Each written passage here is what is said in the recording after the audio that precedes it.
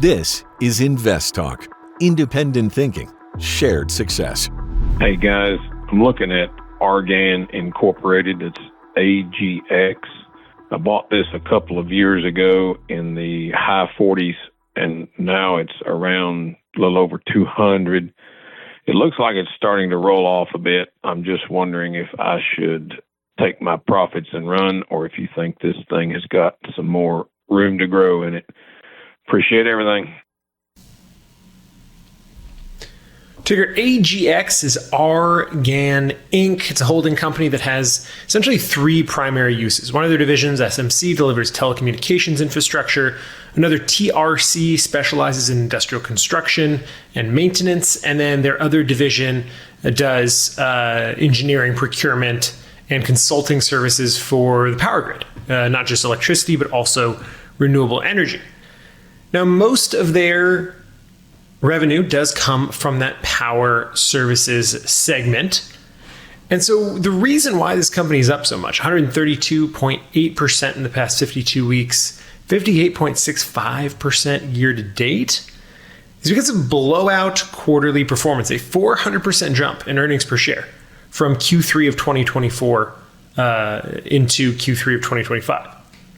Now, the reason why this is happening is along the lines of the bullish thematic tailwind that has been corporate spending on artificial intelligence and the necessity to build databases and the infrastructure that goes along with that. So through their consulting, through their engineering, through their industrial construction, they have had a huge boom in revenue, which has translated pretty well down to earnings. They had a 57% increase in quarterly sales in their most recent quarterly report.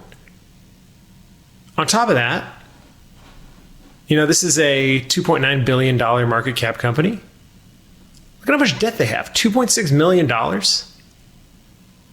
They have $525 million in cash, so they have a net debt of negative $523 million. So it's got a very clean balance sheet. Their revenue growth over the past 5 years is really bolstered by the past two, where revenue has nearly doubled from 2024 into what would be fiscal year 26 for them, which would end in January 2026. So they're on a different fiscal calendar. But still, crazy growth, incredible growth. And with that, their price to forward-looking earnings is sitting about 24.7 times, pretty well above their average, not near their high of 35.8, price to book sitting at 7.2, pretty well above their average. It does seem to be a bit expensive of a name, but relative strength hasn't really dropped off that much. Cash flows continues to improve. Their margins continue to improve as well. Projected to be 11.5% net margin this year in fiscal 2026. And so because it really doesn't seem like structurally it's slowing down, though it did drop off a little bit from 235 down to where it's sitting now at 217. If you've been holding on to it since 40 and you haven't taken any profit, I would certainly start to do so here. Although it is expensive, it doesn't look crazy expensive to me, but it does seem to be a slight break in the trend here from July. And given the amount of spending may be reduced in terms of the breadth of spending, given that we're not seeing a lot of monetization, well, you could start to see growth slow down here as well. So safe to say, take a little bit of profit. I do think, though, given the dynamics, this company still has a lot of upward potential. That is Argan Inc., ticker AGX. All right, let's get to our first question from the InvestTalk YouTube comment section. I know I mention it from time to time, but over on our YouTube channel, we don't just provide the same information that we provide here on the podcast. We do cut up the show, put it in an easily digestible form, because maybe some days you just want to listen to caller questions, or maybe you just want to get to the focus point immediately. It's kind of like Goosebumps. You can choose your own adventure in that respect. But we also do other types of content that is specific to our YouTube, learning sessions. We also host all of our webinars. So that sounds interesting. Head over there to InvestTalk with 2 T's on YouTube and check that out. While you're over there, if you have a question, we'd like to get to those as quickly as we can. And this one is about ticker LRN. It says, would love to hear your thoughts on Stride, ticker symbol LRN. Does it still have a lot of room to run this cycle? Is it a good long-term hold in your opinion? Stride is a technology-driven education company. They specialize in offering K through 12, so kindergarten through the end of high school, virtual schools, supplemental learning, and professional career training services across the US and internationally. Now, the company has done pretty well over the past 3 months, really pretty well over the past 52 weeks, up 112.42%. In the past year, up 60-ish% year to date. They had some pretty big breakout momentum on the back of some very solid earnings. Stock rallied 15%, reaching all-time highs after the most recent earnings report. Over the past 6 months, stock has really been driven by that financial strength, not just from the profitability of it, but also from the balance sheet, right? It's a $7.1 billion market cap company. It's only got $550 million in debt. Very, very clean balance sheet. Its profitability is improving. Its cash flow is improving. They do not pay a dividend. They have been issuing a little bit of shares. But given this run up, right, given what we've seen in terms of the growth here, 18.2% is the 5-year annualized growth rate. Well, now it's trending towards being a bit expensive by its own standards. It's sitting at 20 times forward-looking earnings. The average about 16, so not crazy expensive. High of about 32. Price to book about 4.8, still a little bit below that 5-year average. But the key here is growth just continues to manifest itself. Even from 2024 to 2025, their fiscal year ended in June, you saw about 20% growth. That's pretty remarkable. At the same time, net income grew pretty significantly. Net margins expanded from 10 to 12%. And so the fact that you have this continued growth, there really doesn't seem to be any type of slowdown from a momentum basis. And the valuations are a little elevated, but nothing crazy high. I think the demand is still there. I think that means that this name still has a little room to run. That is Stride, ticker LRN. To enhance your financial knowledge, check out our website at investtalk.com. Hello, Justin and Luke. Thank you for taking my call. My question is that I had bought Zoom during the COVID time when the prices were quite high. And ever since COVID, the prices have really dropped, and I am about 50% down on it. What kind of strategies should I take from here, or what actions do I take from here? Should I average it down? Should I just let it go, bite the bullet? Or should I just wait and maybe invest some more and average it down and maybe sell? Any information would be great. Thank you so much for your guidances and teachings. Bye. So Zoom Communications is a communications company. It got really popular during the pandemic when a lot of work moved to work from home. Think of Skype, think of Microsoft Teams, video conferencing, webinars. This is what Zoom does. We use Zoom internally and for the webinars that we do every quarter for all of you guys who want to watch. And it is a name that we do currently hold for our clients, though we did not, fortunately, did not buy it up here at the 500 level when it was surging during the pandemic. And it really has not recovered at all whatsoever to those levels since then. Now, year to date, it's up about 5% over the past 3 months. It's up 6.68%, up 28%, 28.58% to be specific, over the past 52 weeks. The reason why is because there's a bit of a turnaround story here. You see this massive growth here, right? Most of that centered in the pandemic, though. But growth is starting to turn around yet again here after having a really rough 2024 into 2025. They had solid Q2 earnings and guidance. Earnings per share of 153 beating 138, an 11% surprise. Revenue of about $1.22 billion, accelerating revenue growth out of the previous quarter, which is always something you like to see. And a lot of that has to do with some of their focus on embracing AI within the offerings of Zoom. The AI note-taking companion, the meeting notes, I think, are a great feature that they have, and trying to monetize in a way that I think a lot of other companies are not putting it as in tune with the software platform for the user. Now, we hold Zoom, like I said, for clients. We think Zoom is a solid company. We think the key drivers that have really turned this around are something that can sustain the company ever forward. But I think I want to answer this question within the context of you. And so you said, should you hold on to it? Well, we think Zoom has the potential for some pretty solid returns, so that could be an option. But if you intend to sell it, you wouldn't want to lower your cost basis, because if you intend to sell it, you have a pretty juicy, if you will, capital loss here. So if your intention is to sell, no, you wouldn't just want to buy in to lower your cost basis. That doesn't make any sense. But we think, we hold it for clients for a reason, that Zoom does have some potential. It's at a pretty strong 52 weeks, pretty strong 3 months, actually. Hopefully this growth trend continues. That is Zoom Communications, ticker ZM. Why don't we try and fit in another question? We love going back to back. And this one says, what is your recommended proportion of gold? Thank you. Very insightful. I have a DCA on GLDM ETF and been doing that for some years now. That is my only exposure to gold, and it only forms 1% of my portfolio.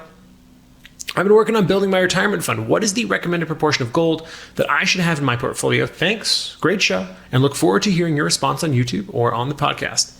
By the way, I like the short clips on YouTube as it allows me to zoom in on the topic I'm interested in and save time when I'm really busy at work. I'm glad that somebody likes it. That's why we do it. We want to give you the content that you want, the way you want it, when you want it. Now let's take a look at GLDM, which is the ETF we are talking about here. It is the Spider Gold. Pause for dramatic effect. Gold mini shares trust of beneficial interest. It pretty much just tracks the price of gold here. If you've been paying attention, you know gold has been on a historic run. And so this ETF is up 38.51% year to date, 45.27% on the 1 year.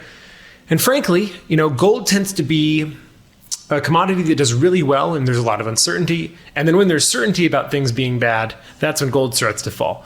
If you're worried about the future, you buy gold. If you're worried about today, you sell gold because you can't pay your phone bill in gold. We're in the phase of dollar strength falling, of a lot of uncertainty. And so there's been a lot of purchasing of gold on a retail level, on a institutional level with countries that are trying to move away from the US dollar, given the priorities of this current administration. And so we don't think that there is likely to be anything that really stops this train for quite some time. If there continues to be a little chipping away at the optics of Fed independence or faith in the dollar, certainly gold can benefit there. And so gold can be a great part of your portfolio, not just for the returns, but for the diversification as well. Now, historically speaking, people have said, okay, 60-40 equity bonds, maybe throw in, a little bit of weight there, get rid of some equities, get rid of some bonds, maybe 10% gold. I think 5 to 10% gold for your overall portfolio is a great place to start. We know how gold moves historically in terms of how its correlations relate to other assets. We know what we've seen in recent terms. I think both of those offer benefits to keeping gold in your portfolio. Thanks for watching. All right, let's talk a little bit about lumber prices, because lumber prices have fallen nearly 24% since early August. And what that does is it signals a weakness in housing, but also a weakness in the economy more broadly. Producers like Interfor and Domtar are controlling output, or curtailing output rather, to slow the decline and essentially taking some of these mills offline. Now, that can have an effect on multiple fronts. Why? Because now we are seeing a slowdown in investment, which can become a reinforcing issue. But it's difficult to time anything, right? And so if you're cutting your future supply and then you have a mismatch against demand later on, it kind of takes a while to work things up again. You can't just say, okay, we're going to output a lot of lumber today. It takes time. Things take time. Now, another added layer here is trade uncertainty, especially around Canadian lumber tariffs. And that's driven volatility, with buyers stockpiling in anticipation of duties. And so even with some of the demand side issues for construction, for new housing, some of the supply side issues with the prices falling, now you have hoarding. And you have a situation where the supply demand dynamics of the market becomes even more complicated. So when President Trump's tariff threats really spurred this speculative buying, and all this demand was there, well, when he backed off, what happened? Prices started to collapse, and now supply exceeds demand. All of these inventories have nowhere to go. U.S. warehouses are full due to these Canadian exporters front-loading a lot of this inventory ahead of what were anticipated duty hikes. Then you add on top of that, housing market, data's weak. Residential building permits fell to 1.4 million units in July, the lowest level since mid-2020. Again, the demand just is not there for the supply that was artificially put into the system. U.S. construction spending fell 3.4% from May to July, another sign of cooling demand. Canadian lumber duties jumped to 35% from 15%, which pushed the break-even price even higher. Think about it with oil. We talked about this when oil was trading really, really, really low, down near $60 a barrel. There is a price at which you don't make any money by drilling oil. There's the same thing here. There's a price at which you do not make any money from these mills. And because the duties jump, that price becomes a bit higher. Now, Wall Street expects Fed rate cuts this month, which could revive housing activity if more people can afford homes, if more companies can afford to build homes more quickly. Because as we talk about all the time, the Fed interest rate control doesn't really extend to the residential buyer's side, right? It loosely affects what happens with mortgage rates, but that's more focused on the 10 and the 30 year. That's further out. What this could affect is these building companies saying, hey, it is a lot cheaper to start making new inventory.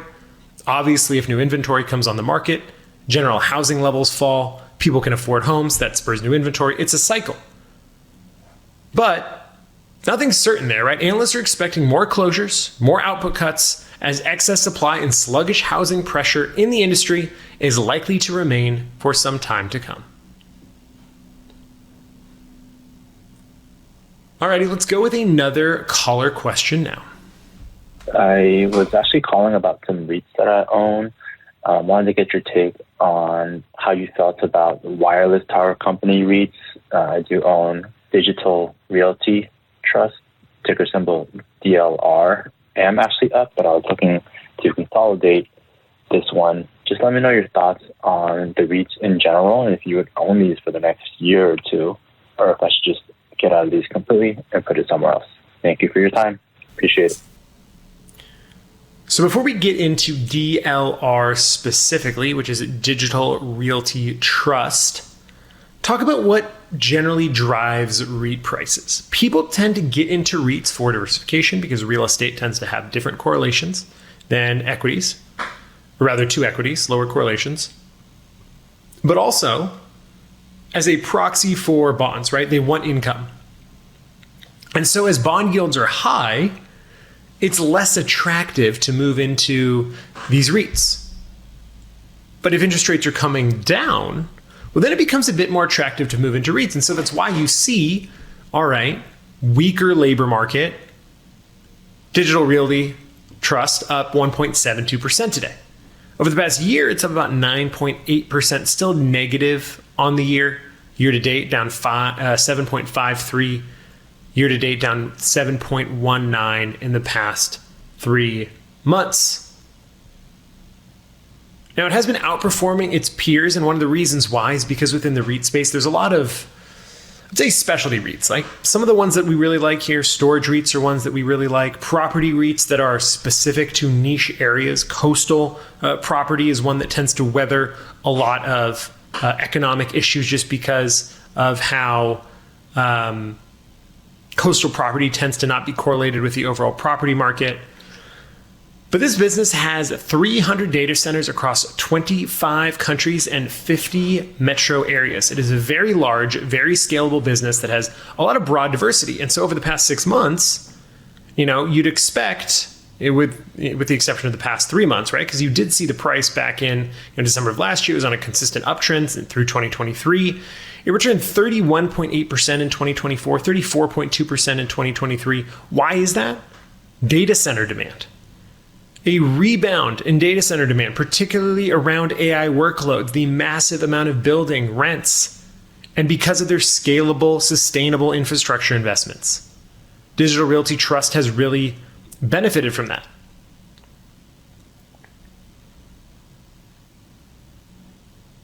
Now, their margins, operational margins, have been pretty stable. Pre-tax margins sitting about where it was on average, with the exception of 21, which is crazy. Net margin sitting at a pretty decent clip, projected 21.5% this upcoming year. Forward-looking price to earnings, 71, but that's not really something you want to look at for a real estate investment trust. What you're mostly concerned of is price to funds from operations, which looks pretty reasonable. Return on assets, decent. Net operating cash flow, $2.6 billion. I think that, over the past 3 and 6 months, right, over the past couple of years, it did beat its peers because of the secular driver here. Now, with rates extending their prolonged state of pause, well, most real estate investment trusts didn't do well. That being said, year to date, this thing is still underperforming by about 8.4%.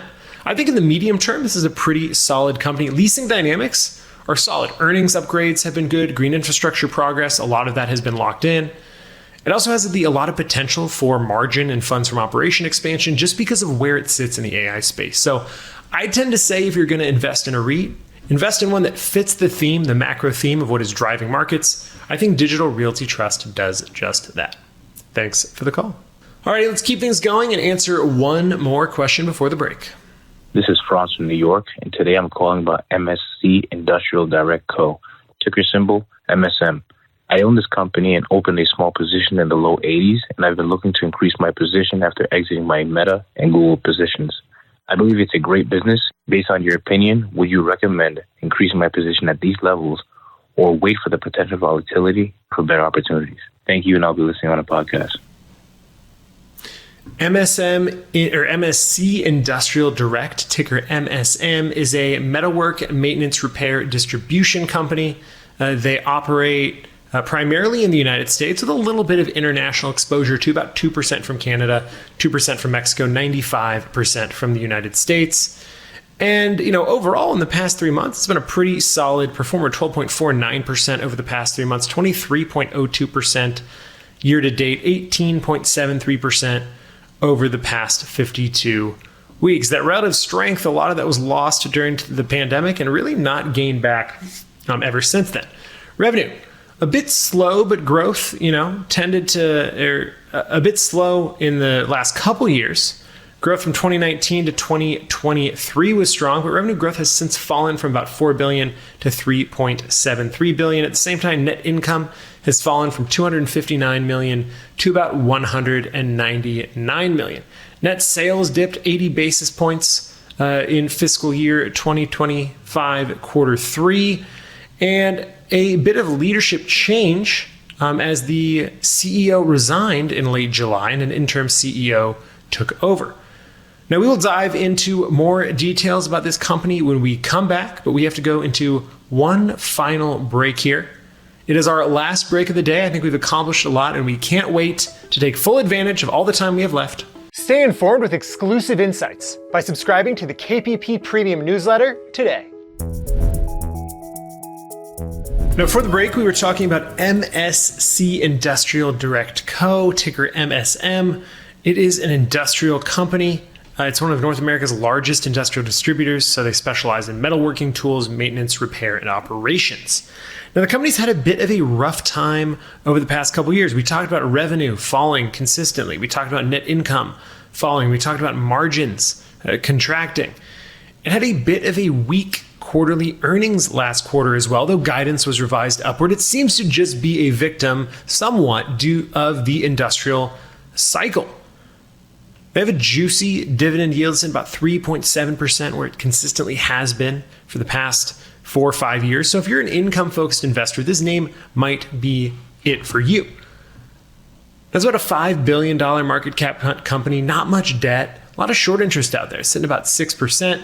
They do buy back shares. Their cash flow, stable, albeit falling a little bit. Relative strength really hasn't picked up in quite some time, and The relative valuation, pretty high end of the range, 22.5 times forward-looking earnings. So, for a company that isn't growing much, that maybe has a turnaround plan with a new CEO, and sits in a spot where there's a lot of uncertainty at what position we are in the industrial cycle, I think if you're up on this name, you should probably start to trim a little bit of it. If not, sell out of your position. I would not likely be buying more at exactly this level. That is MSC Industrial Direct Company, ticker MSM.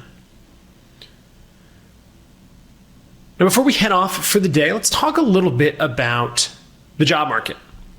We saw the numbers today. The labor market revised downward in terms of jobs by about 900,000 from March to March. Now, that sounds crazy, but this does happen every year. There are a lot of revisions. We've talked about on the show why. But when you go to the individual person, job confidence has hit a record low. Only 44.9% of Americans believe they could find a new job within the next 3 months. Now, I know that sounds like a long time, and that's because it is. That is the lowest level since 2013. And this isn't just with one group of people. It spans all groups, but especially steep among workers with only a high school education.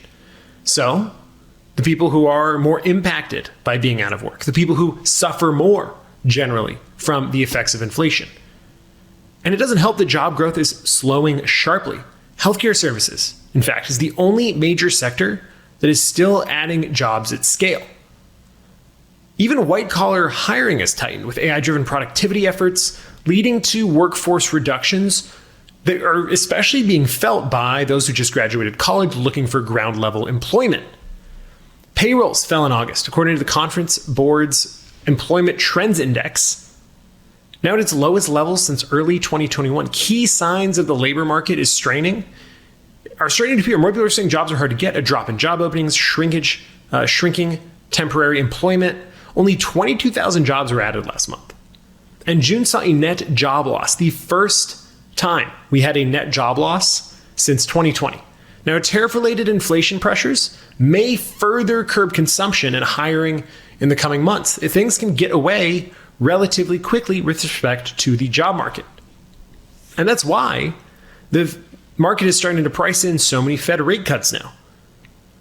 The difficulty here being that, yes, the Fed is expected to cut rates next week, trying to support hiring and economic activity, but there are lingering inflationary pressures.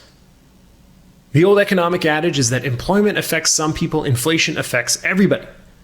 And so, with the deteriorating labor market, with more inflation on the horizon, it'll be interesting to see the path of rate cuts the Fed decides to take, given the conflicting mandate. Now, I don't know if you checked it out yet, but we have just started talking about it, and that is that Justin and I will be hosting another InvestTalk Wealth webinar at the end of this month, and it's going to center on a topic that has been integral to markets over the past 2 years, artificial intelligence. Now, we won't be talking about your Metas or your Nvidias or your Microsofts.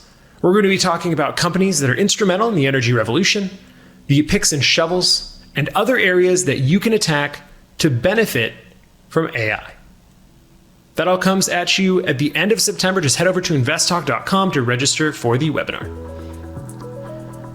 I'm Lou Guerrero, and if today's show made you think about your own financial picture, your investments, your taxes, your retirement, whether it's all really working together, Justin and I would love to have a conversation. At KPP Financial, we offer no-cost portfolio reviews to help bring clarity and confidence. Just go to investtalk.com and click on the portfolio review button.